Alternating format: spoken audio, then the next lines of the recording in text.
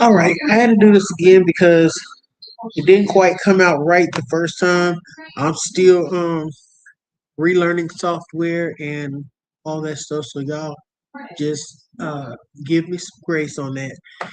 All right, so the last video I did was about the 31-year-old woman with the 15-year-old boyfriend, and well, anyway, it's just frustrating me when I think about them calling this kid her boyfriend. But anyway, what happened is there is an update, and the update is that she was arrested. So I got this picture up for you guys to see, and I'm going to read the article.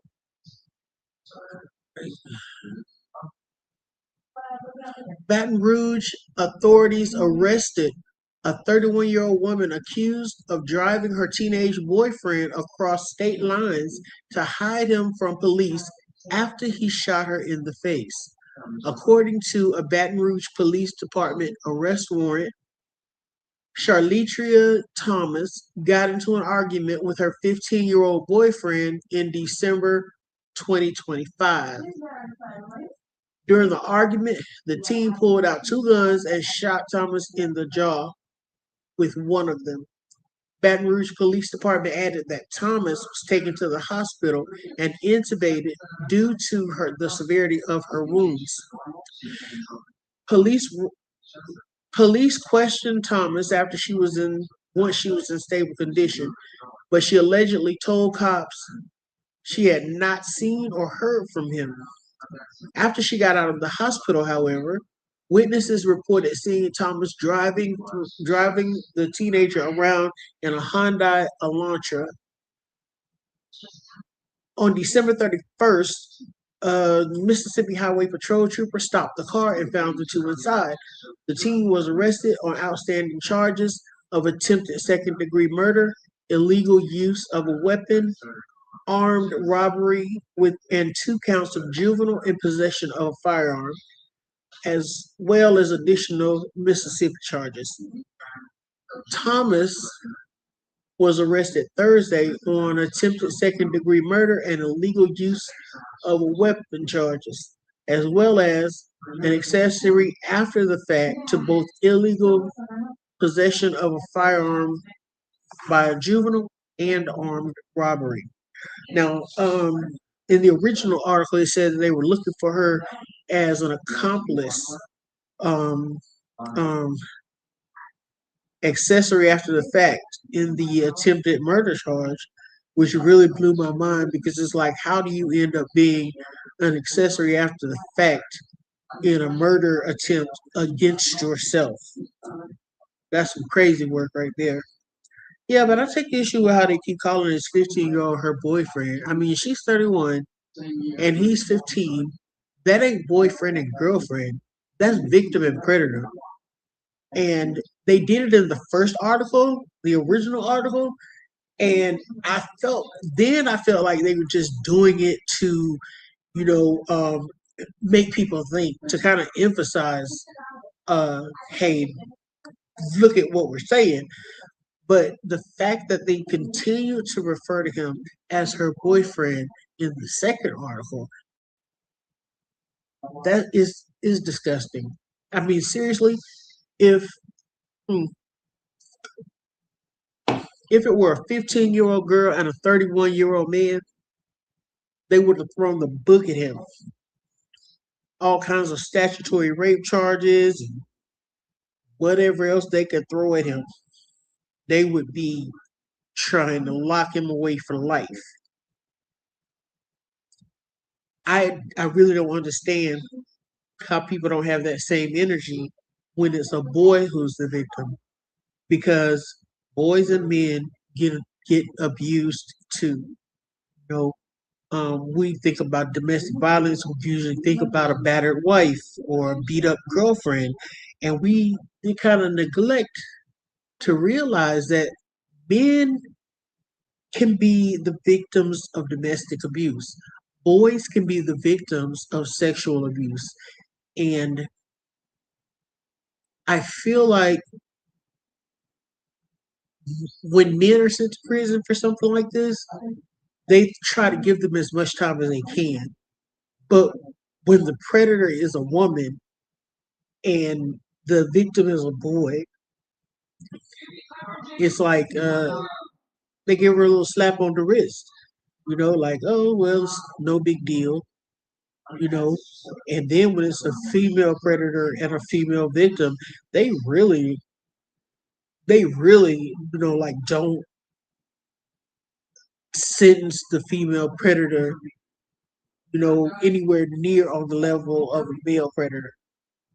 I just, I don't get it, you know.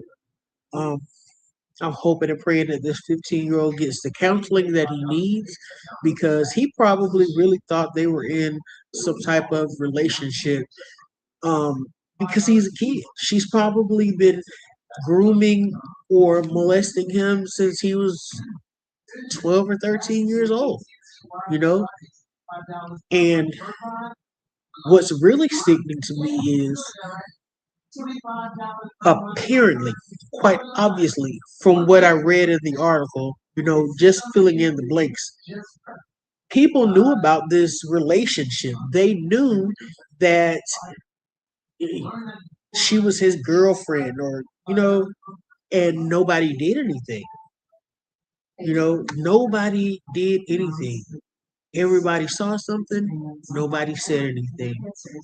And it's crazy, you know, because I really can't see it being that situation with the male predator and a female victim, and everybody knows what's going on and nobody says anything. That's crazy, you know.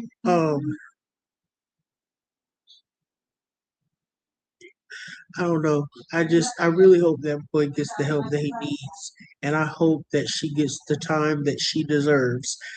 I'm still gonna follow this case because I want to see charges thrown at her in relation to the abuse of this little boy. Um, I'm hoping that they're just putting that case together and that we'll see uh, charges come soon, hopefully, prayerfully, because she deserves to be locked up for a long time. She does. She deserves to be locked up for a long time. And I usually don't even say things like that about people, but in this case, I have to say it. You know, um, this whole situation is just wild.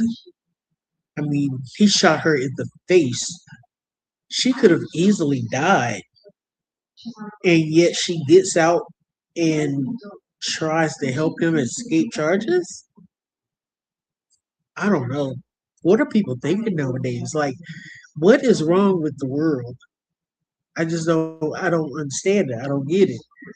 It's, I don't know. I don't know what else to say. So I'm gonna end this live. I'm gonna try to come back later this evening, or either, well, not later this evening because the house will be entirely too loud. I'm going to try to come back tomorrow and talk about the Adam Montgomery situation because his conviction was overturned. I really haven't read or watched anything concerning that.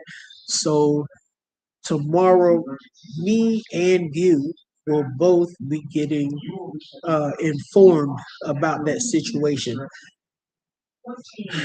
I just can't understand how his conviction got overturned, but I guess we'll see tomorrow. I'm also still trying to dig up some stuff on Letitia Stout's conviction being overturned because that blew my mind. I mean, with everything that happened in that case and all the publicity that it got, is amazing to me that nobody's talking about this overturned conviction. Nobody's. It's it's like, huh, oh well. But Gannon's case was so. It was a major case while it was going on. It had all kinds of twists and turns that kept people interested. And so now that the conviction has been overturned, I would have thought that more people would have been talking about it, more people would have been, uh, just trying to get some information about it, and apparently not. So we're gonna look through some Letitia Stout stuff and see if we can figure out what's going on with her case and how closely we need to watch it, whether they're going to publicize information or whether they're not really going to speak on it uh, and hold their cards close to the vest. Uh, I guess that's the only two cases that I'm going to go back over. Um, then we'll start doing some new stuff. So thanks for joining. Thank you for watching. Please like, share, subscribe, hype the video if there's a hype button so that my videos can get back into the algorithm. And I will see you guys next time. Love you.